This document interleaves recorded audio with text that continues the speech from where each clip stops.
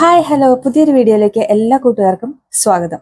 അപ്പൊ ഇന്നത്തെ വീഡിയോയിൽ ഞാൻ എന്താ ഡിസ്കസ് ചെയ്യാൻ പോണെന്ന് അറിയോ? നിങ്ങൾ തമ്മിൽ കണ്ട പോലെ തന്നെ ഒരു 4 വർഷത്തെ യൂറോപ്യൻ ജീവിതത്തിൽ എനിക്കുണ്ടായ കുറച്ച് ഷോക്കിംഗ് എക്സ്പീരിയൻസുകളാണ് കേട്ടോ. അതായത് ആസ് എ ബിഗിനർ നമ്മളൊരു യൂറോപ്യൻ കൺട്രിയിലേക്ക് മൂവ് ചെയ്യുമ്പോൾ, പ്രത്യേകിച്ച് നമ്മളുടെ ഇന്ത്യൻ കൾച്ചറിൽ നിന്ന് നമ്മൾ യൂറോപ്യൻ കൺട്രീസിലേക്ക് മൂവ് ചെയ്യുമ്പോൾ നമുക്ക് വാവ് എന്നുള്ളൊരു ഫീലിംഗ്, അല്ലെങ്കിൽ അയ്യേ എന്നൊരു ഫീലിംഗ് തരുന്ന കുറച്ച് കാര്യങ്ങൾ. അപ്പൊ ഇത് പറയാനാണെങ്കിൽ ഒരുപാടുണ്ട്, അതൊരു വീഡിയോയിലൊന്നും തീരില്ല. പക്ഷെ എനിക്ക് ഭയങ്കര ഇൻട്രസ്റ്റിംഗ് ആയിട്ട് തോന്നിയതും എനിക്ക് ഒത്തിരി ഇഷ്ടപ്പെട്ടതുമായിട്ടുള്ള ഒരു കുറച്ച് കാര്യങ്ങളാണ് ഈ വീഡിയോയിലൂടെ ഡിസ്കസ് ചെയ്യുന്നത് കേട്ടോ. അപ്പൊ ഈ വീഡിയോ നിങ്ങൾക്ക് തീർച്ചയായിട്ടും ഇഷ്ടപ്പെടും എന്നാണ് എൻ്റെ ഒരു വിശ്വാസം. ഇഷ്ടപ്പെടുവാണെന്നുണ്ടെങ്കിൽ വീഡിയോ മുഴുവനായിട്ടും കണ്ടതിന് ശേഷം ലൈക്ക് അടിക്കുക. അപ്പോൾ ആദ്യമായിട്ട് കാണുന്നവര് ദയവായിട്ട് എൻ്റെ ചാനൽ ഒന്ന് സബ്സ്ക്രൈബും കൂടെ ചെയ്തിട്ട് എന്നെ സപ്പോർട്ട് ചെയ്യണം കേട്ടോ. അപ്പോൾ നമുക്ക് നേരെ വീഡിയോയിലോട്ട് പോകാം. അത് നമ്മുടെ വർക്ക് പ്ലേസിൽ നിന്ന് തന്നെ നമുക്ക് സ്റ്റാർട്ട് ചെയ്യാം. അതിൽ എന്താണെന്ന് ചോദിച്ചു കഴിഞ്ഞാൽ, നമ്മുടെ നാട്ടിലൊക്കെ ആണെന്നുണ്ടെങ്കിൽ നമ്മൾ ഡോക്ടേഴ്സിനെ സർ, അല്ലെങ്കിൽ നമ്മളെക്കാട്ടിലും ഉയർന്ന റാങ്കിൽ ഇരിക്കുന്നവരെ നമ്മൾ സർ അല്ലെങ്കിൽ മാഡം എന്നുള്ള ആ ഒരു വേർഡിലാണ് സംബോധന ചെയ്യുന്നത്. എന്നാൽ ഇവിടെ ഞാൻ കണ്ടത് എന്താണെന്ന് ചോദിച്ചു കഴിഞ്ഞാൽ, അതിപ്പോൾ UK-ലാണെങ്കിലും ഓസ്ട്രേലിയയിലാണെങ്കിലും എല്ലാവരും അവരെ ഇൻഡിവിജ്വൽ ആയിട്ടാണ് കാണുന്നത്. ഇപ്പൊ നമ്മളുടെ കൊളീഗ്സ് ആണെങ്കിലും നമ്മളുടെ സുപ്പീരിയേഴ്സ് ആണ് എന്നുണ്ടെങ്കിലും എല്ലാവരെയും നമ്മൾ അവരുടെ പേര് വെച്ചിട്ടാണ്, ഈവൻ സ്കൂളിൽ കുട്ടികൾ വരെ അവരുടെ ടീച്ചേഴ്സിനെ സർനെയിം വെച്ചിട്ടാണ് വിളിക്കുന്നത്. അതല്ലാതെ ടീച്ചർ അല്ലെങ്കിൽ മാഡം സർ എന്നുള്ള ആ ഒരു കൾച്ചറേ ഇവിടെ ഇല്ല. അത് ഭയങ്കര എന്താ പറയാ, പോസിറ്റീവ് ആയിട്ടുള്ള കാര്യമായിട്ടാണ് എനിക്ക് തോന്നിയത്. നമ്മുടെ നാട്ടില് നമുക്ക് ഇപ്പൊ എന്ത് ഒരു കാര്യത്തിന് വേണമെങ്കിലും നമ്മൾ ഇങ്ങനെ കാല് പിടിക്കുന്ന പോലെ പോയി നിൽക്കണം, സർ സർ അല്ലെങ്കിൽ മാഡം എന്ന് പറഞ്ഞിട്ട്. എന്നാൽ ആ ഒരു കൾച്ചർ ഇവിടെ ഇല്ല. അത് ഭയങ്കര ഒരു പോസിറ്റീവ് ആയിട്ടുള്ള ഒരു കാര്യമാണ്. അതേപോലെ തന്നെ കുറച്ച് നല്ല വേർഡ്സ് ഇവിടെ വന്നിട്ടാണ് അത് യൂസ് ചെയ്യാനായിട്ട് ഞാൻ സ്റ്റാർട്ട് ചെയ്തത്. നമുക്കറിയാം പ്ലീസ്, സോറി, താങ്ക് യു. ഈ ഒരു സംഭവങ്ങൾ നമ്മുടെ നാട്ടിൽ എത്രത്തോളം യൂസ് ചെയ്യുന്നുണ്ട് എന്നുള്ളത് നമുക്കറിയാം. നമ്മൾ എന്തെങ്കിലും ബെഗ് ചെയ്യുക എന്നൊക്കെയുള്ള രീതിയിലാണ് നമ്മൾ ആ ഒരു വേർഡ്സിനെ യൂസ് ചെയ്യുന്നത്. എന്നാൽ ഇവിടെ നമ്മളിപ്പോൾ നിസ്സാരമായിട്ട് ജസ്റ്റ് നമ്മളിങ്ങനെ ഒരു വഴി കൊടുത്തിട്ടേ ഉണ്ടാവുള്ളൂ. എന്നാൽ പോലും നമുക്ക് താങ്ക് യു അല്ലെങ്കിൽ അങ്ങനെയുള്ള words, sorry, thank you, cheers എന്ന് പറയും. ചിയേഴ്സ് എന്ന് പറഞ്ഞിട്ടുണ്ടെങ്കിലും ഒരു താങ്ക് യു എന്നുള്ള ഒരു മീനിങ്ങിലാണ് ഇവർ എടുക്കുന്നത്. അപ്പോൾ അത് നല്ല പോസിറ്റീവ് ആയിട്ടുള്ള ഒരു കാര്യമായിട്ട് എനിക്ക് തോന്നിയിട്ടുണ്ട്. മൂന്നാമത്തെ ഫീൽ ഗുഡ് കാര്യം, അതും വർക്ക് റിലേറ്റഡ് തന്നെയാണ്. ഇപ്പൊ നമ്മുടെ നാട്ടിലൊക്കെ വർക്ക് ചെയ്യുമ്പോൾ നമ്മൾക്കൊരു ഹോളിഡേ വേണം അല്ലെങ്കിൽ ഒരു ലീവ് റിക്വസ്റ്റ് ചെയ്യണം എന്നുണ്ടെങ്കിൽ നമ്മൾ അതിന്റെ കാര്യകാരണ സഹിതം ബോധിപ്പിച്ച് മാസങ്ങളോളം പുറകെ നടന്ന് അങ്ങനെയൊക്കെ ആയിരിക്കും കിട്ടുന്നത്. ഇനിയിപ്പോൾ അഥവാ നമ്മൾ ലീവ് എടുത്തു എന്ന് തന്നെ വിചാരിക്കട്ടെ, അതിനുശേഷമാണെങ്കിലും നമ്മൾ അതിന്റെ കാരണങ്ങൾ ബോധിപ്പിക്കേണ്ടി വരും. പക്ഷേ ഇവിടെ ഇപ്പൊ നമ്മൾ സിക്കാണ് എന്നുണ്ടെങ്കിൽ നമ്മൾ ജസ്റ്റ് കോൾ ചെയ്യുക, നമ്മളുടെ യൂണിറ്റിലേക്ക് വിളിച്ചിട്ട് പറയുക നമ്മളിന്ന് നോട്ട് ഫീലിംഗ് വെൽ, ഞാൻ വരുന്നില്ല, അത്രേ ഉള്ളൂ. നമുക്ക് എന്ത് പറ്റിയെന്നോ അല്ലെങ്കിൽ നമ്മൾ എന്തുകൊണ്ടാണ് വരാത്തതെന്നോ അങ്ങനെ ഒരു കാര്യവും നമ്മൾ ബോധിപ്പിക്കേണ്ടതായിട്ടില്ല. അതൊരു സൂപ്പർ പോസിറ്റീവ് സംഭവമായിട്ടാണ് എനിക്ക് തോന്നിയിരിക്കുന്നത്. കാരണം നമുക്ക് എന്താ പറ്റിയെന്നുള്ളത് അന്വേഷിക്കുക എന്നുള്ളത് അവരുടെ ചുമതലയല്ല. നമ്മളത് പറയേണ്ട യാതൊരു കാര്യവുമില്ല. അപ്പൊ നമ്മൾ പറയാനായിട്ട് വില്ലിങ് ആണെങ്കിൽ പോലും അവരത് കേൾക്കാനായിട്ട് അവർക്ക് താല്പര്യം ഉണ്ടാവില്ല. അവർക്ക് അറിയേണ്ട കാര്യമില്ല. നമ്മൾ വരുന്നില്ല എന്ന് പറഞ്ഞു, ഓക്കെ, നമ്മളുടെ ലീവ് അവിടെ ഇട്ടു, അത്രേ ഉള്ളൂ. നാട്ടിലോ അല്ലെങ്കിൽ ഈവൻ ഗൾഫ് കൺട്രീസിൽ പോലും ഞാൻ വർക്ക് ചെയ്യുന്ന സമയത്ത് നമുക്ക് അത് ഫുള്ള് നമ്മൾ എക്സ്പ്ലെയിൻ ചെയ്യണം, ഡോക്ടറെ കാണണം, ലീവ് എടുക്കണം. സിക്ക് ലീവ് പോളിസി ഒക്കെ ഉണ്ട്, പക്ഷെ എങ്കിൽ പോലും ഇപ്പോൾ 1-2 ദിവസത്തേക്കുള്ള സിക്ക് ലീവ് ഒക്കെ നമുക്ക് ഈസി ആയിട്ട് ജസ്റ്റ് ഒരു ഫോൺ കോളിൽ കൂടെ തന്നെ എടുക്കാനായിട്ട് പറ്റും. അത് both in UK and Australia. അതേപോലെ അടുത്ത കാര്യം എന്താണെന്നറിയോ, ഇവിടുത്തെ ഡ്രൈവിംഗ് കൾച്ചർ ഒന്നും പറയാനില്ല. അതിപ്പോ UK-ലാണെങ്കിലും ഓസ്ട്രേലിയയിലാണെങ്കിലും. എന്നാൽ ചില കൃമികളുണ്ട് കേട്ടോ, ഇല്ലാന്നൊന്നും ഞാൻ പറയുന്നില്ല. നമ്മളെ ചൊറിയാനായിട്ട് നടക്കുന്ന കുറച്ച് പേരുണ്ട്. പക്ഷെ നമ്മൾ ഇന്ത്യയിലത്തെ ഒരു ഡ്രൈവിംഗ് വെച്ചിട്ട് നോക്കുമ്പോൾ നമുക്ക് യൂറോപ്യൻ കൺട്രീസിൽ ഡ്രൈവ് ചെയ്യാനായിട്ട് ഭയങ്കര സുഖമാണ്. അതായത് നമുക്കൊരു തന്നെത്താനെ ഒരു കോൺഫിഡൻസ് വരും. ഇപ്പൊ ഞാൻ ഇന്ത്യൻ ലൈസൻസ് എടുത്തൊരു വ്യക്തിയാണ്, ഇന്ത്യയിൽ വണ്ടി ഓടിച്ചിട്ടുണ്ട്. പക്ഷെ എപ്പോഴും ഒരു പേടിയാണ്. കാരണം നമുക്ക് ഏതിൽ കൂടെയാണ് പോവുക എന്നുള്ളത് നമുക്ക് അറിയാൻ പറ്റത്തില്ല. നമ്മളുടെ ഏതിൽ കൂടെയൊക്കെ കുത്തിക്കയറ്റി. പക്ഷെ ഇവിടെ ഇപ്പൊ നമുക്കൊരു ട്രാഫിക് വന്നിട്ടുണ്ട്, അത് ഒരു കൺജഷൻ വന്നിട്ടുണ്ടെങ്കിൽ പോലും ഭയങ്കര പേഷ്യൻസോട് കൂടിയിട്ട് അവരത് വെയിറ്റ് ചെയ്ത് മുമ്പിലുള്ള വണ്ടികൾ പോയതിന് ശേഷം മാത്രം പോകുന്നു. ഒരു ഹോൺ അടിയുടെ സൗണ്ട് കേൾക്കത്തില്ല. ഇവിടെ ആളുകൾ പറയാറുണ്ട്, ഹോൺ അടി കിട്ടിയെന്ന് വിചാരിച്ചു കഴിഞ്ഞിട്ടുണ്ടെങ്കിൽ അത് നമ്മളെ ചീത്ത വിളിച്ചാൽ നമ്മളെന്തോ തെറ്റ് ചെയ്തു, സംതിങ് റോങ് നമ്മൾ അവിടെ ചെയ്തു. അപ്പോൾ അതിന് വേണ്ടിയിട്ടാണ് അവർ ഹോൺ അടിക്കുന്നത്, പുറകിലുള്ള വണ്ടിക്കാര്. അതല്ലാതെ നമുക്ക് ഇവിടെ വണ്ടിയുടെ ഹോണ് യൂസേജ് ചെയ്യേണ്ട ആവശ്യമില്ല. അപ്പൊ ഞാൻ യൂസേജ് ചെയ്തിട്ടില്ല. ഞാൻ എൻ്റെ UK ഡ്രൈവിംഗ് ലൈസൻസ് എടുത്ത സമയത്ത് അതൊന്നിങ്ങനെ കാണിച്ചു കൊടുക്കാൻ നേരത്ത് പോലും നമ്മൾ ജസ്റ്റ് ഹോണിൽ കൈ വെക്കുന്നേ ഉള്ളൂ. നേരെ മറിച്ച് നമ്മുടെ ഇന്ത്യയിലാണെങ്കിൽ ഹോണിൽ നിന്ന് കൈ എടുക്കാൻ തന്നെ സമയം കിട്ടത്തില്ല അല്ലെ. അപ്പോൾ അതൊരു ഭയങ്കര ഭയങ്കര നമ്മൾ ഇന്ത്യക്കാരെ പഠിക്കേണ്ട അല്ലെങ്കിൽ അവിടെ ഇംപ്ലിമെന്റ് ചെയ്യേണ്ട ഒരു കാര്യമായിട്ട് തന്നെയാണ് എനിക്ക് തോന്നിയിരിക്കുന്നത് ഇവിടെയുള്ള ഡ്രൈവിംഗ് കൾച്ചർ എന്ന് പറയുന്നത്. അതുപോലെ തന്നെയാണ് ഇപ്പൊ നമ്മൾ ഒരു രണ്ടല്ലെങ്കിൽ മൂന്ന് ലൈനുള്ള റോഡ് ഒരു റോഡിലേക്ക് മെർജ് ചെയ്യുകയാണെങ്കിൽ പോലും അവിടെ ഒരു ആളും അവിടെ ഗൈഡ് ചെയ്യാനൊന്നും ഉണ്ടാവില്ല. തന്നെത്താനെ റൈറ്റിൽ നിന്ന് ഒരാൾ പോയി പുറകെ ലെഫ്റ്റിൽ നിന്ന് ആള് പോയി അങ്ങനെ മെർജ് ചെയ്ത് പോകുന്ന കാണാനൊക്കെ ഭയങ്കര രസം. അപ്പൊ നമ്മൾ വിചാരിക്കും അതേപോലെ തന്നെയാണ് നടക്കുന്ന ആളുകളോടുള്ള ആ ഒരു കൺസിഡറേഷൻ. ഇപ്പൊ നമ്മളൊരു റോഡ് ക്രോസ് ചെയ്യാൻ വേണ്ടിയിട്ട് നാട്ടിൽ നിൽക്കുവാണെന്നുണ്ടെങ്കിൽ നമ്മൾ 2 മണിക്കൂർ അവിടെ നിന്നാലും അവിടെ തന്നെ നിൽക്കും, നമുക്ക് ഒരു വണ്ടിയും സ്റ്റോപ്പ് ചെയ്ത് തരത്തില്ല. എന്നാൽ ഇവിടെ നമ്മൾ ജസ്റ്റ് ഈവൻ ആ ക്രോസിങ്ങിന്റെ അടുത്ത് എത്തിയിട്ട് പോലും ഉണ്ടാവില്ല, പക്ഷെ സ്റ്റിൽ അവര് അവിടെ നമുക്ക് വേണ്ടിയിട്ട് ആ വണ്ടി നിർത്തി തരും നമ്മൾ ക്രോസ് ചെയ്യാനായിട്ട്. അത്രയും കൾച്ചർ കീപ്പ് ചെയ്യുന്ന ഒരു കൺട്രീസ് ആയിട്ടാണ് എനിക്ക് UK ഓസ്ട്രേലിയയും തോന്നിയിരിക്കുന്നത്. രണ്ടും അടിപൊളിയാണ് ഡ്രൈവിങ്ങിന്റെ കാര്യത്തിൽ. ഇവിടെ എല്ലാവരും നമ്മളിങ്ങനെ വെറുതെ വഴി കൂടെ നടന്നു പോകുമ്പോഴും നമ്മളെ ഇങ്ങനെ വിഷ് ചെയ്തുകൊണ്ടിരിക്കും കേട്ടോ. ഹായ് ഹൗ ആർ യു അല്ലെങ്കിൽ ഹൗ ആർ യു എന്നൊക്കെയുള്ള നമ്മൾ ലിഫ്റ്റിൽ കയറുവാണെങ്കിലും നമ്മൾ വഴി കൂടെ വെറുതെ ഇങ്ങനെ നടന്നു പോവാണെങ്കിലും അത് നമ്മളെ റെസ്പെക്ട് ചെയ്യുന്നു എന്നല്ല കേട്ടോ, അത് ഇവിടുത്തെ ഒരു കൾച്ചറാണ്. നമ്മൾ തെറ്റിദ്ധരിക്കേണ്ടത് നമ്മളെ ഇവരെങ്ങനെയാ അറിയുന്നത്, നമ്മളെ അറിയുന്നോണ്ടൊന്നുമല്ല. അറിയുന്നവരെയും അറിയാത്തവരെയും ഒക്കെ കണ്ടാലും ഇവർ ഇതേപോലെ good morning good afternoon wish ചെയ്യും, അതേപോലെ ഹൗ ആർ യു എന്ന് ചോദിക്കും. ഈ ഹൗ ആർ യുവിന് നമ്മൾ പഠിച്ചേക്കുന്ന ഒരു ആൻസർ എന്താ, I am fine thank you. അങ്ങനെ പറയാനുള്ള ആ ഒരു സാവകാശമൊന്നും അവർ നമുക്ക് തരില്ല. അവർ നമ്മളിൽ നിന്ന് ഒരു റിപ്ലൈ പ്രതീക്ഷിക്കുന്ന പോലും ഉണ്ടാവില്ല മിക്കവാറും. ജസ്റ്റ് ഒരു ഗ്രീറ്റ് ചെയ്യുക എന്നുള്ള ഒരു ഉദ്ദേശത്തോടു കൂടിയാണ് അവർ ചെയ്യുന്നത്. അത് ഇവിടത്തെക്കാളും കൂടുതൽ കണ്ടേക്കുന്ന ഓസ്ട്രേലിയയിലാണ്, അല്ല UK-യിലാണ്. ഇവിടെ ഇല്ല എന്നല്ല, ഇവിടെയും ഉണ്ട്. ഇവിടെ ആളുകൾ ഇപ്പൊ നമ്മൾ വൈകിട്ടൊക്കെ നടക്കാൻ പോവാണെന്നുണ്ടെങ്കിൽ എന്തായാലും ഇപ്പൊ ഒരു 5 പേരെ കാണുവാണെങ്കിൽ അതിനകത്ത് 4 പേര് നമ്മളെ ഗ്രീറ്റ് ചെയ്യും. അപ്പൊ നമുക്ക് ജസ്റ്റ് ഐ എം ഗുഡ് അല്ലെങ്കിൽ നോട്ട് ബാഡ് എന്നുള്ള കുറച്ച് കുഞ്ഞു ഷോർട്ട് ആൻസേഴ്സ് ആണ് അവർ നമ്മളിൽ നിന്ന് പ്രതീക്ഷിക്കുന്നുള്ളൂ. അതേപോലെ നമ്മൾ എന്ത് ചെയ്താലും ഇപ്പൊ നമ്മളൊരു ജസ്റ്റ് ഒരു സൈഡ് വഴിയിൽ ഒരു സൈഡ് കൊടുത്താൽ പോലും അവര് താങ്ക് യു അല്ലെങ്കിൽ ചിയേഴ്സ് പറഞ്ഞിട്ടേ പോകത്തുള്ളൂ. നമ്മുടെ നാട്ടിലത്തെ പോലെ മിണ്ടാണ്ട് നടക്കുന്ന ഒരു സ്വഭാവം യൂറോപ്യൻസിന് ഇല്ല.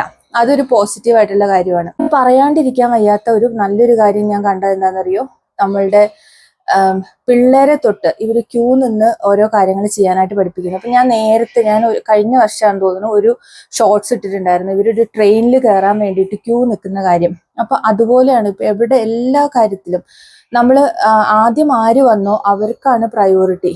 അതായത് അവരായിരിക്കും ഫസ്റ്റ്. ഇപ്പൊ ഒരു ബസ് സ്റ്റോപ്പിലാണെങ്കിലും നമ്മൾ ആദ്യം വന്നവര് ആദ്യം ബസ്സിലേക്ക് കയറുന്നു. നമ്മുടെ നാട്ടിലത്തെ പോലെ ഇങ്ങനെ തള്ളിപ്പെറുക്കി തള്ളിക്കുത്തി അങ്ങനത്തെ ഒരു പരിപാടിയില്ല. ഭയങ്കര ഡിസിപ്ലിൻഡ് ആണ്. അത് സ്കൂളിൽ നിന്ന് തൊട്ട് വരെ പഠിപ്പിക്കും. പിന്നെ ഇവിടെ കൂടുതലായിട്ടുള്ള ഒരു കാര്യമാണ് മിക്ക ജോലികളും അവനവൻ തന്നെ ചെയ്യുക എന്നുള്ളത്. പ്രത്യേകിച്ചിട്ട് നമ്മുടെ ഇലക്ട്രിക് പ്ലംബിംഗ് വർക്കുകളൊക്കെ ഉണ്ടല്ലോ, അതുപോലെ ഗാർഡൻ സെറ്റ് ചെയ്യുക, പുല്ല് വെട്ടുക, ഇങ്ങനെയുള്ള കാര്യങ്ങളെല്ലാം അവനവൻ തന്നെയാണ് ചെയ്യുന്നത്. ഇപ്പൊ നമ്മുടെ നാട്ടിലത്തെ പോലെ അതിനൊക്കെ പണിക്കാരെ വെച്ച് ഇവർക്ക് എത്ര പൈസ ഉണ്ടെങ്കിൽ പോലും റിട്ടയർഡ് ലൈഫ് നയിക്കുന്ന ആളുകളാണെങ്കിലും അവരതെല്ലാം തന്നെയാണ് ചെയ്യുന്നത്. അതിന് വേണ്ടിയിട്ട് ഒന്നാമത്തെ കാര്യം അത് ഭയങ്കര എക്സ്പെൻസീവ് ആണ്. ഇവിടെ പ്ലംബിങ്ങും ഇലക്ട്രിക് വർക്കൊക്കെ തൊട്ട് കഴിഞ്ഞിട്ടുണ്ടെങ്കിൽ നമ്മുടെ കയ്യിൽ നിന്ന് നന്നായിട്ട് പൈസ പോകും. അതുപോലെ തന്നെ ഇപ്പോൾ പ്രായമായ അപ്പാപ്പന്മാരൊക്കെ, ഇപ്പൊ ഞാൻ ICUയിൽ ജോലി ചെയ്യുമ്പോൾ നമുക്ക് പല ഫോൾ കേസസ് വരും. അതായത് ഒരു 85+ ഉള്ള ആൾക്കാരൊക്കെ മരത്തിന്റെ മുകളിൽ കൊമ്പ് കെട്ടാൻ കയറിയിട്ട് താഴെ വീണു എന്നൊക്കെ പറഞ്ഞിട്ടുള്ള കേസിൽ. അപ്പൊ നമ്മൾ ഇങ്ങനെ വിചാരിക്കും നമ്മുടെ നാട്ടിലാണെങ്കിൽ ഇവരൊക്കെ ഇങ്ങനെയൊക്കെ ചെയ്യുമോ എന്നുള്ള രീതിയിൽ. അപ്പൊ അത് ഒരു പോസിറ്റീവ് കാര്യമായിട്ടാണ് എനിക്ക് തോന്നിയിരിക്കുന്നത്. കാരണം നമ്മളിങ്ങനെ വീട്ടിൽ ചടഞ്ഞുകൂടി ഇരിക്കുന്നില്ല, നമ്മളുടെ കാര്യങ്ങൾക്ക് വേണ്ടിയിട്ട് നമ്മൾ വേറൊരാളിനെ ഡിപ്പെൻഡ് ചെയ്യുന്നില്ല. അപ്പോൾ അതൊക്കെ നമുക്ക് അഡാപ്റ്റ് ചെയ്യാവുന്ന ഒരു കൾച്ചറായിട്ടാണ് എനിക്ക് തോന്നിയിരിക്കുന്നത്. അതേപോലെ തന്നെയാണ് ഇവിടുത്തെ പെട്രോൾ പമ്പിലൊന്നും നമ്മൾ ആരെയും കാണത്തില്ല, നമുക്ക് ഹെൽപ്പ് ചെയ്യാനായിട്ട് ആരുമില്ല. നമ്മുടെ നാട്ടിലെ പോലെ ഇങ്ങനെ പേഴ്സും ഒക്കെ പിടിച്ചിട്ട് നിൽക്കുന്ന, പെട്രോൾ അടിച്ചു തരാൻ വേണ്ടിയിട്ട് ഒരു വ്യക്തികളില്ല. അവിടെ എല്ലാ സാധനങ്ങളും വെച്ചിട്ടുണ്ടാവും, അതിൽ നമ്മൾ തന്നെ സെലക്ട് ചെയ്ത് നമ്മൾ തന്നെ പെട്രോൾ അടിക്കുന്നു, പേയ്മെന്റ് കഴിഞ്ഞിട്ട് നമ്മൾ തിരിച്ചു പോരുന്നു. അതേപോലെ തന്നെയാണ് കാർ വാഷ് സെന്ററുകളാണെങ്കിലും കാർ വാഷ് ഒക്കെ നമ്മൾ സെൽഫായിട്ടാണ് ചെയ്യുന്നത്. ആരും നമുക്ക് കഴുകി തരാനോ അങ്ങനെയൊന്നുമില്ല. അസിസ്റ്റൻസ് ഉണ്ടാവും, പക്ഷെ സ്റ്റിൽ നമ്മൾ തന്നെയാണത് എല്ലാം ചെയ്യുന്നത്. പിന്നെ ഏറ്റവും പോസിറ്റീവ് ആൻഡ് ഇൻട്രസ്റ്റിംഗ് ആയിട്ട് എനിക്ക് തോന്നിയിരിക്കുന്നത്, ഞാനിപ്പോൾ നേരത്തെ മെൻഷൻ ചെയ്ത പോലെ തന്നെ ഇവിടെ പ്രായം ഒരു തടസ്സമേ അല്ല. അവര് എത്ര ഏജ്ഡ് ആയിട്ടുള്ളവരാണെങ്കിലും റിട്ടയർമെന്റ് ഒക്കെ കഴിഞ്ഞാലും അവർ ലൈഫ് നല്ല അടിച്ചു പൊളിച്ച് എൻജോയ് ചെയ്തിട്ടാണ് ജീവിക്കുന്നത്. നമ്മുടെ നാട്ടിലത്തെ പോലെ മക്കളെ ഡിപ്പെൻഡ് ചെയ്യുന്ന ഒരു പരിപാടി ഇവിടെ ഇല്ല.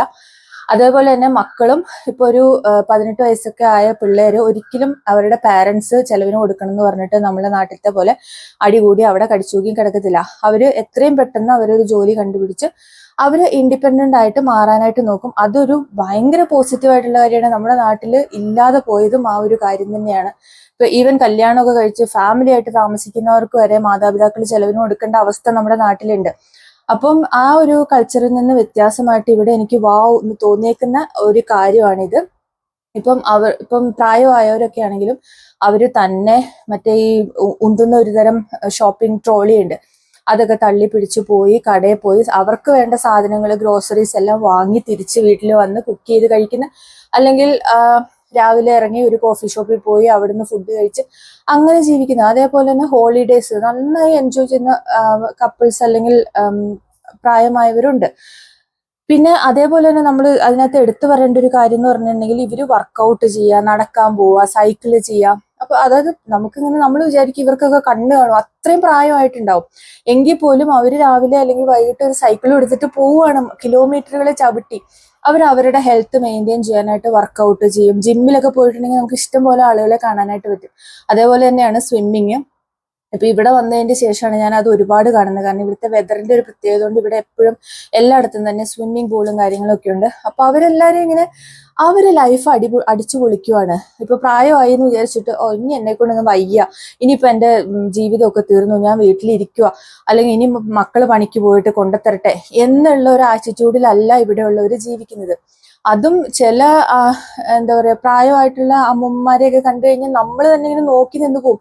അവരുടെ ആ ഒരു ഡ്രസ് സെൻസും ഔട്ട്ഫിറ്റും അവരുടെ ആ ഒരു സ്റ്റൈലൊക്കെ കണ്ടിട്ടുണ്ടെങ്കിൽ നമ്മളിങ്ങനെ വിചാരിക്കും ഇതൊന്നും നമുക്ക് പറ്റുന്നില്ലല്ലോ.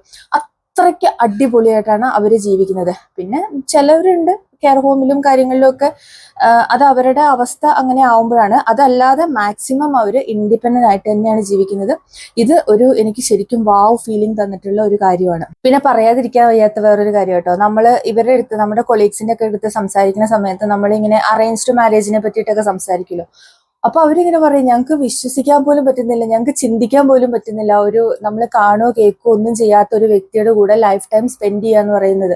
അപ്പം ഇവിടുത്തെ ഒരു കൾച്ചർ എങ്ങനെയാന്ന് വെച്ച് കഴിഞ്ഞാൽ ഒരു 18 വയസ്സൊക്കെ ആയിട്ടുണ്ടെങ്കിൽ, 18ഒക്കെ മാക്സിമം ആണ് കേട്ടോ, അതിന്റെ മുന്നേ തന്നെ ഇപ്പൊ നമുക്കൊരു ഗേൾ ഫ്രണ്ട് അല്ലെങ്കിൽ ബോയ് ഫ്രണ്ട് ഇല്ലാന്നുണ്ടെങ്കിൽ നിനക്ക് എന്തോ കുഴപ്പമുണ്ട്, നീ പോയി ഡോക്ടറെ കാണുക എന്ന് പറയുന്ന ഫാമിലി അല്ലെങ്കിൽ പാരന്റ്സ് ആണ് ഉണ്ടാവുക. കാരണം അതൊരു നോർമൽ ആയിട്ടുള്ള കാര്യമാണ്. അവർക്ക് ആ ഒരു ടീനേജ് പ്രായം കഴിയണതിന് മുന്നേ തന്നെ ഒരു പാർട്ട്ണറിനെ കണ്ടെത്തുക എന്നുള്ളത് ഇവിടെ നോർമൽ ആയിട്ടുള്ള കാര്യമാണ്. അവർ തന്നെ കണ്ടുപിടിച്ച് അവർ തന്നെ ലിവിങ് ടുഗെദർ ആവും.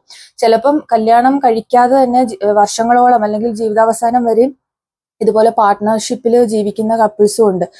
അവരുടെ ഇടയിൽ ഒരു കോൺട്രാക്ട്, അതായത് ഈ മാരേജ് എന്ന് പറഞ്ഞ ഒരു കോൺട്രാക്ട് അല്ലെങ്കിൽ ആ ഒരു കെട്ട് അവർക്ക് ആവശ്യമില്ല. അവര് കുട്ടികളുണ്ടാവും, ആ കുട്ടികളുടെ കാര്യങ്ങൾ ഈക്വൽ ആയിട്ട് ഷെയർ ചെയ്യും. ഇങ്ങനെയുള്ള കാര്യങ്ങളൊക്കെ ഇവിടെ നടക്കുന്നുണ്ട്. അപ്പൊ അവർക്ക് നമ്മളുടെ കൾച്ചറിലത്തെ ഈ ഒരു അറേഞ്ച്ഡ് മാരേജ് എന്നൊക്കെ കേൾക്കുമ്പോൾ അവർക്ക് ഇങ്ങനെ അത്ഭുതം പോലെയാണ്. പിന്നെ അവർ അതിനെ പറ്റിയിട്ട് ഇങ്ങനെ കുറെ കഥകളൊക്കെ ചോദിക്കുന്നുണ്ടായിരുന്നു നമ്മുടെ അടുത്ത്.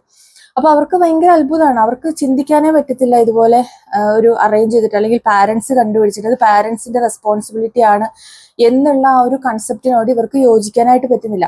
നമ്മുടെ നാട്ടിലാണെങ്കിൽ എങ്ങനെയാ, ഇപ്പം ഒരു ആണും പെണ്ണും ഇഷ്ടത്തിലാണെന്ന് അറിഞ്ഞു കഴിഞ്ഞാൽ ഉടനെ നാട്ടുകാരടക്കം ഇളകുവാണ് അതിന് എഗെയിൻസ്റ്റ് ആയിട്ട്. പിന്നെ വെട്ടായി, കുത്തായി, കൊലപാതകമായി എത്രയോ പേര് അങ്ങനെ ജീവൻ പൊലിഞ്ഞിട്ടുണ്ട് അല്ലേ. ഈ ഒരു പിന്നെ ജാതി, മതം, അത് ഇത് എന്നൊക്കെ പറഞ്ഞുകൊണ്ട്, സാമ്പത്തിക സ്റ്റാറ്റസ്, ഫിനാൻഷ്യൽ സ്റ്റാറ്റസ്, അത് ഇത് എന്ന് പറഞ്ഞുകൊണ്ട് ഭയങ്കര പ്രശ്നങ്ങളാണ്. അപ്പൊ ഇതിന്റെയൊക്കെ എന്താവശ്യമാണ്? ഒരാണിനും പെണ്ണിനും ഇഷ്ടമാണെങ്കിൽ അവരെ ജീവിക്കാൻ സമ്മതിക്കണം. അതേപോലെ ഇതിന്റെ കൂടെ തന്നെ എനിക്ക് പറയാനുള്ള ഒരു കാര്യമാണ്, നമ്മുടെ നാട്ടിലത്തെ കൾച്ചർ അല്ലാതെ ഞാൻ ഇവിടെ കണ്ടേക്കുന്നത് എനിക്ക് അപ്രീഷിയേറ്റ് ചെയ്യണം എന്ന് തോന്നിയിട്ടുള്ള ഒരു കൾച്ചർ എന്താന്ന് വെച്ച് കഴിഞ്ഞാൽ സെപ്പറേറ്റ് ആവുക എന്നുള്ളത്. ഇപ്പൊ നമ്മള് ഫാമിലി ഒന്നും ഇടപെടുന്നില്ല. അവര് മാരേജ് ചെയ്യണം എന്നുണ്ടെങ്കിൽ അടുത്ത ബന്ധുക്കൾ അതിനകത്ത് ആ ഫംഗ്ഷൻ അറ്റൻഡ് ചെയ്യുന്നു, അത്രേ ഉള്ളൂ, അത് കഴിഞ്ഞു. ഇനിയിപ്പോ ഒരു വർഷം ഒരുമിച്ച് ജീവിച്ചു, 2 വർഷം ഒരുമിച്ച് ജീവിച്ചു, അവർക്ക് പറ്റുന്നില്ല എന്നുണ്ടെങ്കിൽ ഇവിടെ എങ്ങനെയാണെന്നറിയോ, അവർ രണ്ടുപേരും കൂടെ ഒരു കോഫി ഷോപ്പിൽ പോവും. ഇത് ഭയങ്കര ഭയങ്കര ഹെൽത്തി ആയിട്ടാണ് അവർ ആ ഒരു ബൈ പറഞ്ഞ് പിരിയുന്നത്. അതിപ്പോ അതിൽ കുട്ടികൾ ഉണ്ടെങ്കിൽ പോലും ഇപ്പൊ ഇത്ര ദിവസം ഞാൻ നോക്കും, ഇത്ര ദിവസം നീ നോക്ക്, അങ്ങനെ ഈക്വലി അവർ ഡിവൈഡ് ചെയ്തെടുക്കുവാണ്. അവരുടെ അവൈലബിലിറ്റി അല്ലെങ്കിൽ ജോലി അനുസരിച്ചിട്ട് അവര് കുട്ടികളുടെ കാര്യങ്ങളും കൂടെ അങ്ങനെയാണ് നോക്കുന്നത്. അതല്ലാതെ നമ്മുടെ നാട്ടിലെ പോലെ പിന്നെ ആസിഡ് ആക്രമണമായി, കുത്തലായി, വെട്ടലായി, കൊലപാതകം ഇങ്ങനെയുള്ള യാതൊരു കേസുകളും ഇവിടെ നടക്കത്തില്ല. കാരണം ഇവിടെ ആ ഒരു ഇപ്പൊ നമുക്ക് ഒരുമിച്ച് പോകാൻ കഴിയുന്നില്ല, നമ്മളുടെ ആശയങ്ങൾ ഡിഫറെന്റ് ആണ് എന്നുള്ളത് ഒരുപക്ഷെ നമ്മൾ ഒരുമിച്ച് ജീവിച്ചു തുടങ്ങുമ്പോഴായിരിക്കും മനസ്സിലാവുക. അതിപ്പോ മാരിറ്റൽ ഒരു കോൺട്രാക്റ്റിലേക്ക് പോയവരാണെങ്കിൽ ലീഗലി അവർ ഡിവോഴ്സ് ചെയ്യും. അതല്ല ഒരു പാർട്ട്ണർഷിപ്പ് ആണെന്നുണ്ടെങ്കിൽ അവര് നല്ല രീതിയിൽ ഹെൽത്തി ആയിട്ട് ബൈ കൊടുത്തിട്ട് പിരിയുവാണ് ചെയ്യുന്നത്. പിന്നെ അവർ രണ്ട് വ്യക്തികളാണ്. അതേപോലെ തന്നെ അവർ ആ ഒരു ഫ്രണ്ട്ഷിപ്പ് വീണ്ടും മെയിൻറ്റെയിൻ ചെയ്യുന്നതും പലയിടത്തും ഞാൻ കണ്ടിട്ടുണ്ട്. ഇപ്പൊ ഞങ്ങള് UK താമസിച്ചിരുന്നിടത്ത് നമ്മുടെ തൊട്ടപ്പുറത്തെ ഒരു ഫ്ലാറ്റിൽ ഇതേപോലെ ഒരു ഡിവോഴ്സ്ഡ് ആയിട്ടുള്ള ഒരു സ്ത്രീ ഉണ്ടായിരുന്നു. അപ്പൊ അവരുടെ കൂടെ കുട്ടിയുണ്ട്. ആ പുള്ളി അയാള് കുട്ടീനെ എടുക്കാനായിട്ട് വരുമ്പോ അവര് ഒരുമിച്ച് പുറത്തു പോകണു, സംസാരിക്കുന്നു. നമ്മുടെ നാട്ടിലൊന്നും അങ്ങനെ നടക്കുന്നത് വളരെ അപൂർവങ്ങളിൽ അപൂർവം എന്നായിരിക്കും എനിക്ക് പറയാൻ പറ്റുള്ളൂ. പക്ഷെ വളരെ നോർമലായിട്ട് ഇങ്ങനെ ഒരു ഇഷ്യൂ അവരുടെ ജീവിതത്തിൽ ഉണ്ടായിട്ടില്ല എന്നുള്ള രീതിയിലാണ് അവർ പെരുമാറുന്നത്. നമ്മളെ പരിചയപ്പെടുത്തി തരുകയും ചെയ്യും. എന്റെ എക്സ് ഹസ്ബൻഡ് ആണെന്ന് പറഞ്ഞിട്ട് എൻ്റെ അടുത്ത് ഒരുപാട് പ്രാവശ്യം സംസാരിച്ചിട്ടുണ്ട്. അപ്പോൾ അതൊക്കെ കാണുമ്പോൾ നമുക്കിങ്ങനെ ആദ്യമൊക്കെ കാണുമ്പോൾ നമുക്ക് അത്ഭുതം തോന്നും. അതേപോലെ തന്നെയാണ് കുറേ പേര് ഇങ്ങനെ സിംഗിൾ പാരന്റിങ് നടത്തുന്നവരും ഉണ്ട്. അവർക്കൊന്നും ഒരു കുഴപ്പവും ഇല്ല. അപ്പൊ നമ്മുടെ നാട്ടിലൊക്കെ ആണെങ്കിൽ ഇപ്പൊ ഒരു സ്ത്രീകള് സിംഗിൾ പാരന്റിങ് നടത്തുകയാണെന്നുണ്ടെങ്കിൽ അവരെ ഇങ്ങനെ സമൂഹം കാണുന്നത് വേറൊരു കണ്ണിൽ കൂടി ആയിരിക്കും. എപ്പോഴും സ്ത്രീകളുടെ മാത്രം കുറ്റം കൊണ്ടാണ് അവർ ഡിവോഴ്സ് ആയ എന്നുള്ളൊരു കൺസെപ്റ്റാണ് നമ്മുടെ നാട്ടിൽ ഇപ്പോഴും. അത് എത്ര നമ്മൾ പുരോഗമിച്ചു എന്ന് പറഞ്ഞാലും ഇപ്പോഴും അങ്ങനെയൊക്കെ തന്നെയാണ്. അതല്ലാതെ ഒരു സ്ട്രോങ് ആയിട്ടുള്ള ഒരു റിലേഷൻഷിപ്പ് മുന്നോട്ട് കൊണ്ടുപോകാൻ പറ്റുന്നില്ല എന്ന് വിചാരിച്ചിട്ട് ഡിവോഴ്സ് ആയെന്ന് വിചാരിച്ചിട്ട് അതിനകത്ത് യാതൊരു തെറ്റും ഇല്ല എന്നുള്ളത് മനസ്സിലാക്കാനായിട്ട് ഇപ്പോഴും ആളുകൾക്ക് കഴിയുന്നില്ല. അപ്പൊ ആ ഒരു കാര്യം വെച്ച് നോക്കുമ്പോൾ ഇവിടുത്തെ ഈ ഒരു കൾച്ചർ എനിക്ക് നല്ലതെന്ന് തന്നെയാണ് തോന്നുന്നത്. എന്ന് വിചാരിച്ച് നമ്മുടെ നാട്ടിലത്തെ പോലെ പ്രശ്നങ്ങൾ ഇല്ലാത്ത ഫാമിലീസ് ആണ് എല്ലാം എന്ന് ഞാൻ ഉദ്ദേശിച്ചിരിക്കുന്നില്ല കേട്ടോ. നമ്മുടെ നാട്ടിലത്തെ പോലെ ഡൊമസ്റ്റിക് അബ്യൂസുകളും വയലൻസുകളും ഒക്കെ ഉള്ള ഫാമിലീസും ഉണ്ട്. പക്ഷെ അവരത് ടൈംലി റിപ്പോർട്ട് ചെയ്ത് അതിൽ നിന്ന് മോചനം നേടാനായിട്ട് ശ്രമിക്കാറുണ്ട്. അപ്പം അത് ഇല്ല, 100% അങ്ങനത്തെ പ്രശ്നങ്ങൾ ഇല്ല എന്ന് ഞാൻ ഉദ്ദേശിച്ചിട്ടില്ല. അതേപോലെ തന്നെ ചൈൽഡ് കെയർ ഇഷ്യൂസും ഒരുപാട് വരുന്നുണ്ട്. അതുകൊണ്ടാണ് ഇങ്ങനെയുള്ള രാജ്യങ്ങളിൽ ഈ പിള്ളേരുടെ പ്രൊട്ടക്ഷന് വേണ്ടിയിട്ടൊക്കെ ഒരുപാട് കൂടുതലായിട്ട് ഈ ഗവൺമെന്റ് അതോറിറ്റീസ് ഇടപെടുന്നതിന്റെ ഒരു കാര്യം. അതൊക്കെ നിങ്ങൾ പലയിടത്തുനിന്നും അറിഞ്ഞിട്ടുണ്ടാവുമല്ലോ, എങ്ങനെയാണ് ഇവിടുത്തെ ഒരു ചൈൽഡ് പ്രൊട്ടക്ഷൻ കാര്യങ്ങളൊക്കെ പോകുന്നത് എന്നുള്ളത്. അപ്പം അതുകൊണ്ട് ഫുള്ള് ഇവിടെ എല്ലാം 100% ഓക്കെ ആയിട്ടാണ് എന്നല്ല ഞാൻ ഉദ്ദേശിക്കുന്നത്. പക്ഷെ ഒരു 90% ഇതേപോലെ ഹെൽത്തി ആയിട്ട് തന്നെയാണ് അവർ പിരിയുന്നത്. വളരെ വിയേർഡായിട്ട് തോന്നിയ മറ്റൊരു കാര്യമാണ് ഇവിടെ ടാൻ ചെയ്യാനായിട്ട് ആളുകൾ പോകുന്നത്. ഇവിടെ ഇഷ്ടംപോലെ ടാനിങ് സെന്റേഴ്സ് ഉണ്ട്. UK കൂടുതലായിട്ട് ഞാൻ കണ്ടിരിക്കുന്നത്. ഇവിടെ ഒരുപക്ഷെ ഞാൻ അത്രയ്ക്ക് എക്സ്പ്ലോർ ചെയ്യാത്തതുകൊണ്ടായിരിക്കും. നമ്മുടെ നാട്ടിൽ നമ്മൾ ടാൻ കളയാനായിട്ടുള്ള ട്രീറ്റ്മെന്റ് എടുക്കാനായിട്ടാണ് നോക്കുന്നത് അല്ലേ. അതായത് ടാൻ എന്ന് പറഞ്ഞിട്ടുണ്ടെങ്കിൽ എല്ലാവർക്കും അറിയാമല്ലോ, നമ്മുടെ സ്കിൻ കളർ ഇഷ്ടമുള്ള ഒരുപാട് പേര് ഇവിടെ ഉണ്ട്. അതേപോലെ തന്നെ ഇവിടെ ഉള്ളവര് അവരുടെ ബോഡിയിൽ ടാൻ കൊണ്ടുവരാൻ വേണ്ടിയിട്ട് പൈസ മുടക്കി ചെയ്യുന്ന സംഭവങ്ങളും കണ്ടിട്ടുണ്ട്. അപ്പോൾ അതെനിക്ക് ഭയങ്കര വിയേർഡായിട്ട് തോന്നിയിട്ടുണ്ട്. നമ്മൾ വെളുക്കാൻ വേണ്ടിയിട്ട് ഓരോന്ന് ചെയ്യും, ഇവർ വെളുത്ത സ്കിന്നിനെ കറുപ്പിക്കാൻ വേണ്ടിയിട്ട് ചെയ്യും. അപ്പം അത് ഒരു വിയേർഡ് ആയിട്ടുള്ള ഒരു കാര്യമായിട്ടാണ് എനിക്ക് ഫസ്റ്റ് തോന്നിയത് കേട്ടോ. അതേപോലെ തന്നെ ദേഹം മൊത്തം ടാറ്റു കുത്തിയിട്ട് നടക്കുന്ന ഇഷ്ടംപോലെ ആൾക്കാരെ നമ്മൾ കാണാൻ പറ്റും. പക്ഷെ അവർക്കൊന്നും എന്താ പറയാ, ഒരു കമന്റുകളോ അല്ലെങ്കിൽ തുറിച്ചു നോട്ടങ്ങളോ ഒന്നും നേരിടേണ്ടതായിട്ടുണ്ടാവില്ല. അപ്പൊ ഇത് പറയുന്ന കൂട്ടത്തിൽ തന്നെ നമ്മൾ ഇവിടുത്തെ ഡ്രസ്സിന്റെ കാര്യം കൂടെ പറയണം. നമ്മുടെ നാട്ടിലിപ്പോൾ നമ്മളുടെ ഡ്രസ്സിനെ വിമർശിക്കാനായിട്ട് ഇഷ്ടംപോലെ ആൾക്കാരുണ്ടാവും. എന്നാൽ ഇവിടെ ന്യൂഡ് ബീച്ചുകളും ന്യൂഡായിട്ടുള്ള ഷോകളും കാര്യങ്ങളും ഒക്കെ നടക്കുന്നുണ്ട്. അതിനൊന്നും യാതൊരു പ്രശ്നവുമില്ല. ആരും അവരെ ഡ്രസ്സിങ്ങിന്റെ പേരിൽ പീഡിപ്പിക്കാനും പോയതായിട്ട് കേട്ടിട്ടില്ല. അപ്പൊ ഇതൊക്കെ നമ്മുടെ മനസ്സിന്റെ കാഴ്ചപ്പാടായിട്ടാണ് എനിക്ക് തോന്നുന്നത്. ഇവിടെ ഇപ്പൊ ബിക്കിനി ഇട്ടിട്ട് നടന്നിട്ടാണേലും റോട്ടിൽ കൂടെയും ഷോപ്പിംഗ് സെന്റേഴ്സിലും ഒക്കെ നമുക്ക് ആളുകളെ കാണാനായിട്ട് പറ്റും. പക്ഷെ ആരും തന്നെ അവരെ തുറിച്ചു നോക്കുകയോ കമന്റ് ചെയ്യുകയോ ഒന്നും ചെയ്യുന്നതായിട്ട് ഞാൻ കണ്ടിട്ടില്ല. അപ്പോൾ ഇവിടെ ആ ഒരു ഫ്രീഡം എല്ലാ രീതിയിലും ഉണ്ട്. അതെല്ലാവരും അതേപോലെ തന്നെ ഉൾക്കൊള്ളുകയും ചെയ്യുന്നുണ്ട്. നമ്മുടെ നാട്ടില് ഡ്രസ്സിന്റെ പേരിലാണല്ലേ ഏറ്റവും കൂടുതൽ സ്ത്രീകളെ വിമർശിക്കുന്നത്. പക്ഷെ ഇവിടെ അങ്ങനെയുള്ള കാര്യങ്ങളൊന്നും കാണാനായിട്ട് പറ്റിയിട്ടില്ല ഇതുവരെ. എല്ലാവരും അവനവന്റെ ഫ്രീഡത്തിൽ ജീവിക്കുന്നു. അവരുടെ ലൈഫിലേക്ക് ചെന്നിട്ട് അഭിപ്രായം പറയാനായിട്ട് ആരും തന്നെ പോവാറില്ല. അപ്പൊ ഇനി എനിക്ക് ഇവിടെ ഇഷ്ടമില്ലാത്ത കുറച്ച് കാര്യങ്ങൾ എന്താന്ന് നോക്കാം കേട്ടോ. ഇഷ്ടമില്ലാത്തതിൽ ഒന്നാമത്തെ കാര്യം എന്താണെന്നറിയോ? ഇവിടുത്തെ ടിഷ്യൂ പേപ്പറിന്റെ ഉപയോഗം. അത് നിങ്ങൾക്കൊക്കെ അറിയാം, നിങ്ങളൊക്കെ ഒരുപാട് കേട്ടിട്ടുണ്ടാവും. അപ്പോൾ ഇവിടെ എല്ലാത്തിനും ടിഷ്യൂ ആണ്. നമ്മുടെ നാട്ടിൽ നമ്മളൊരു കർച്ചീഫ് അല്ലെങ്കിൽ ഒരു തോർത്തൊക്കെ വെച്ച് ചെയ്യുന്ന എല്ലാ കാര്യങ്ങളും ഇപ്പൊ കാറിനകത്താണെങ്കിലും കിച്ചണിലാണെങ്കിലും എല്ലായിടത്തും ഇവര് ടിഷ്യൂ പേപ്പറിന്റെ ഉപയോഗം വളരെയധികം കൂടുതലാണ്. പ്രത്യേകിച്ച് ടോയ്ലറ്റിൽ അത് നമുക്ക് സഹിക്കാൻ പറ്റില്ല. അപ്പൊ നമ്മൾ അതിന് വേണ്ടിയിട്ടുള്ള ഓൾട്ടർനേറ്റ് സൊല്യൂഷൻസ് ഒക്കെ നമ്മളിങ്ങനെ കണ്ടുപിടിക്കും. കാരണം അത് നമുക്കത് അക്സെപ്റ്റ് ചെയ്യാനായിട്ട് കുറച്ച് ബുദ്ധിമുട്ടാണ് അല്ലേ. പിന്നെ രണ്ടാമത്തെ ഒരു കാര്യം എന്ന് പറഞ്ഞു കഴിഞ്ഞിട്ടുണ്ടെങ്കിൽ ഞാൻ കണ്ടേക്കുന്നത്, ഇവര് പല്ല് തേക്കില്ലേ, പല്ല് തേക്കുന്നത് നമ്മളെങ്ങനെയാ ബ്രഷ് ചെയ്യണേ, നമ്മൾ രാവിലെ എണീറ്റ വഴി ബ്രഷ് ചെയ്തിട്ടാണ് നമ്മളുടെ ഈവൻ ബെഡ് കോഫി വരെ നമ്മൾ കുടിക്കുന്നത്. പക്ഷെ ഇവിടെയുള്ള മിക്കവരും ഇവര് ബ്രേക്ക്ഫാസ്റ്റും കൂടെ കഴിഞ്ഞിട്ടാണ് പല്ല് തേക്കുന്നത്. 2 നേരം പല്ല് തേക്കും, ഈവനിങ്ങിലും തേക്കും രാവിലെയും തേക്കും. പക്ഷെ ഒരു 90% ആളുകളും, പ്രത്യേകിച്ച് പ്രായമായിട്ടുള്ളവര് ബ്രേക്ക്ഫാസ്റ്റ് കഴിഞ്ഞിട്ടാണ് പല്ല് തേക്കുന്നത്. അപ്പൊ അതെനിക്ക് കുറച്ച് വിയേർഡായിട്ട് തോന്നിയിട്ടുണ്ട്. ഇപ്പൊ നമ്മൾ പേഷ്യൻസിനെയൊക്കെ കെയർ ചെയ്യണ സമയത്ത് നമ്മൾ രാവിലെ പല്ലൊക്കെ തേക്കൂലോ എന്ന് വിചാരിച്ചിട്ട് കൊണ്ടുപോകുമ്പോൾ അവർ പറയും ഇല്ല ബ്രേക്ക്ഫാസ്റ്റ് കഴിഞ്ഞിട്ട് മതിയെന്ന്. അപ്പൊ ആദ്യമൊക്കെ കേട്ടപ്പോൾ എനിക്ക് ഭയങ്കര ഷോക്ക്ഡ് ആയിരുന്നു. പിന്നെ മനസ്സിലായത് അവരുടെ ഒരു രീതി, അവർ ശീലിച്ചു വന്ന അങ്ങനെയാണെന്ന്. ഇപ്പൊ നമ്മൾ കേട്ടിട്ടുണ്ടല്ലോ, രാവിലെ നമ്മുടെ വായിലുള്ള കുറച്ച് ഓറൽ ക്യാവിറ്റിയിലുള്ള കുറച്ച് ബാക്ടീരിയാസ് നമ്മുടെ വയറിന് നല്ലതാന്നൊക്കെ കേട്ടിട്ടില്ലേ? ചിലപ്പോൾ അതുകൊണ്ടായിരിക്കും. അതിനെ രാവിലെ അങ്ങ് എടുത്ത് വിഴുങ്ങി കഴിഞ്ഞിട്ടുണ്ടെങ്കിൽ ചിലപ്പോൾ വയറിന് പ്രശ്നങ്ങളൊന്നും വരില്ല എന്നൊക്കെ ഇവർ പഠിച്ചിട്ടുണ്ടാവും. അതുകൊണ്ടായിരിക്കും. അത് എനിക്ക് കുറച്ച് വിയേർഡായിട്ട് ഫീൽ ചെയ്തിട്ടുണ്ട് കേട്ടോ. പിന്നെ യു കെയിലാണെങ്കിലും ഇപ്പൊ ഇവിടെ ആണെങ്കിലും, ഓസ്ട്രേലിയയിൽ എല്ലായിടത്തും അങ്ങനെയാണോ എന്ന് അറിയില്ല, പക്ഷെ യു കെയിൽ ഓൾമോസ്റ്റ് എല്ലായിടത്തും തന്നെ ഇങ്ങനെയായിരുന്നു. ഒരു 5 മണിയൊക്കെ ആകുമ്പോഴത്തേക്കും എല്ലാ കടകളും അടച്ചു കഴിഞ്ഞിട്ടുണ്ടാവും. നമ്മൾക്ക് ഒരു ഈവനിങ് ടൈമിലൊക്കെ, നമ്മളൊരു മോർണിംഗ് ഷിഫ്റ്റ് ഒക്കെ കഴിഞ്ഞിട്ട് ഈവനിങ്ങിലൊക്കെ ഷോപ്പിംഗ് നടത്താം എന്നൊക്കെ വിചാരിച്ചിട്ടുണ്ടെങ്കിൽ നടക്കൂല മക്കളെ. കാരണം ഒട്ടുമിക്ക ഷോപ്പുകളും അത് അടച്ചിട്ടുണ്ടാവും. പിന്നെ കിട്ടുന്നത് കുറച്ച് ഗ്രോസറി ഷോപ്പുകളൊക്കെയാണ്. അതായത് ഇവിടുത്തെ ഇപ്പോൾ ഇവിടെ ആണെങ്കിൽ മെയിൻ ഷോപ്പുകൾ എന്ന് പറയുന്നത് കോൾസ്, വൂൾവർത്ത് അങ്ങനെയുള്ള കടകളാണ്. യു കെയിലാണെങ്കിൽ ടെസ്കോ, ലിഡിൽ, ആൽഡി ഇങ്ങനെയുള്ള ഷോപ്പുകളൊക്കെയാണ് ഒരു 11 വരെ ഓപ്പൺ ആയിട്ടുണ്ടാവുള്ളൂ.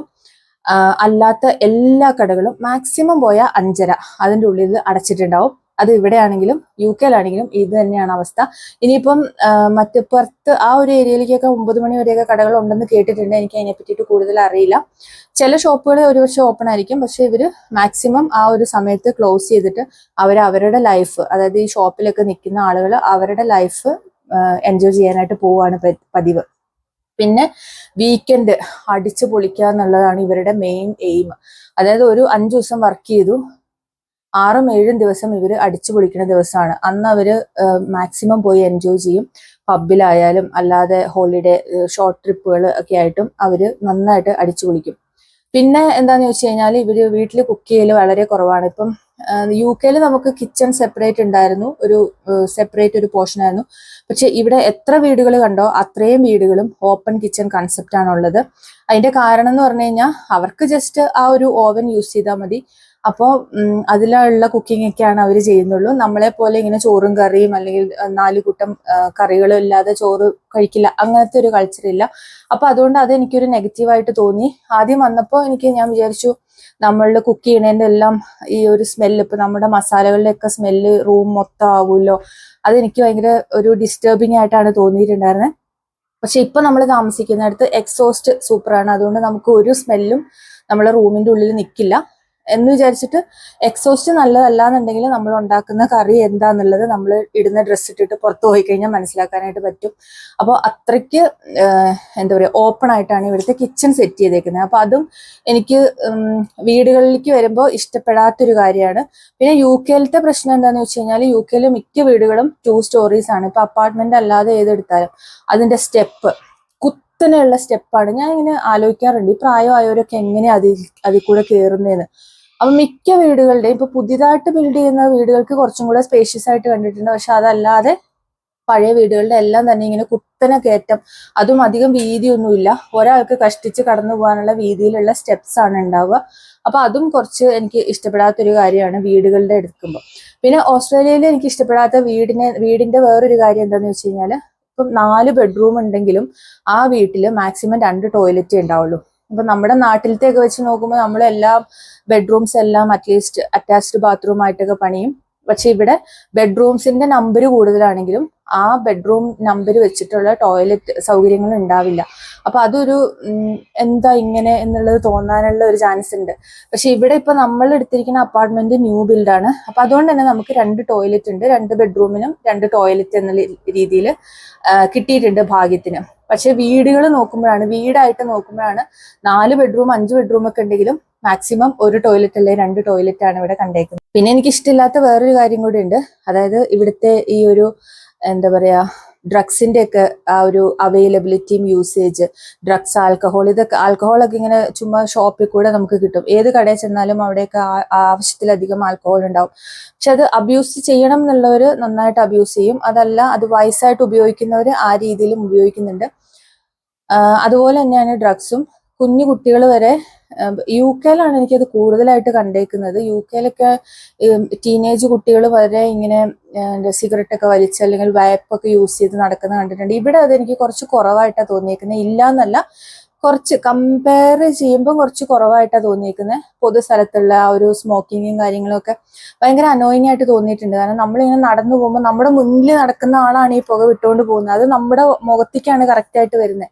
അപ്പൊ അത് യു കെയിൽ അത് ഭയങ്കര കൂടുതലാണ്. എന്നാൽ ഇവിടെ വന്നിട്ട് എനിക്ക് ഇത് കുറച്ച് കുറവായിട്ടാണ് എനിക്ക് തോന്നുന്നത്. ഇപ്പൊ നമ്മള് ഒരു പബ്ലിക് സ്പേസിലൊക്കെ പോവുകയാണെന്നുണ്ടെങ്കിൽ അത്രയും തന്നെ നമുക്ക് ആ ഒരു സ്മോക്കിന്റെ പ്രശ്നങ്ങൾ കാണാനായിട്ട് പറ്റുന്നില്ല. ഇവിടെ ഇല്ല, അത്രയും ഇല്ല. 1-2 ഒക്കെ കണ്ടെങ്കിലേ ഉള്ളൂ. പക്ഷെ യു കെയിൽ അത് ഭയങ്കര കൂടുതലാണ്. ഡ്രഗ്സിന്റെ യൂസേജും അവൈലബിലിറ്റി ഒക്കെ ഭയങ്കര കൂടുതലാണ്. അതൊക്കെ ഇവിടുന്ന് എങ്ങനെയാണെന്നൊന്നും എനിക്കറിയില്ല, പക്ഷെ ഇഷ്ടം പോലെ ഉണ്ട്.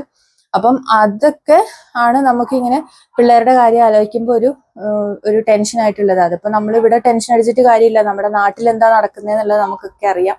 അപ്പം അതിൽ നിന്നൊന്നും നമുക്ക് ഒരു രക്ഷയില്ല. നമ്മള് കറക്റ്റായിട്ട് ഗൈഡ് ചെയ്ത് പിള്ളേരെ വളർത്തുക എന്നുള്ളത് മാത്രമേ ഉള്ളൂ. നമ്മളിപ്പോൾ ഈ ഒരു രാജ്യത്ത് വന്നതുകൊണ്ട് അവർ ചീത്തയായി പോയി എന്ന് നമുക്ക് തെറ്റൊന്നും പറയാൻ പറ്റത്തില്ല.